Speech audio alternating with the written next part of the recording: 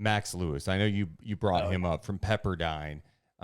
He is someone that looks like could be in the Kings range, maybe, but maybe picked earlier. I'm curious, maybe what you've seen out of his game. Yeah, I probably watched too much Pepperdine because my beloved St. Mary's is in the WCC. And unfortunately for Max, like the biggest knock on him is that he was the best player on the worst team in the WCC the last 2 years. I heard at the combine he was talking about that's the first thing teams ask about him because it's harder to look at stats and be like, oh, here's a guy who was really putting it up on a bad team. But at the same time, like this is a 20-year-old who especially early in the year, his numbers, his scoring acumen, his confidence, his jump shot, they all looked NBA ready. He's long too. He's a wing. He's like 7-foot wingspan. I'm watching him defend. I'm like, okay, I see it. Yeah.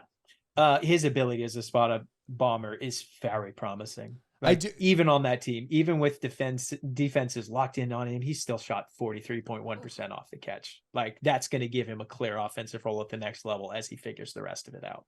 I feel like I definitely get caught up in wingspan. You do. It's okay, Bryant. It's literally the second thing he mentions all the time when he's describing a guy. I think he's it's talking also about their physical attributes. What the Kings need guys. They need some length in there. I think that's why it always jumps out to me. Well, I get it, Deuce. Yeah. Like we watched the Sacramento Kings team draft one small forward in like 15 years.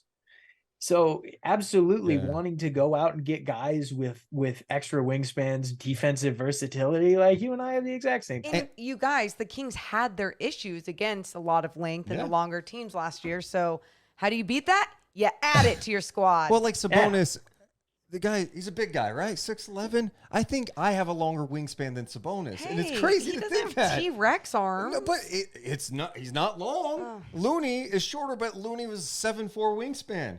Made a difference in that series, no? So it kind of makes a difference. All right. Yeah.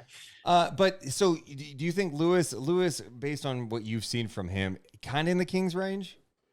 It wouldn't surprise me. I'm sure he's one of those guys that's probably got the most variance. If you just looked at every NBA team's big boards, like I'm sure some teams probably have a late lottery grade on him and some teams probably don't have him in the first round.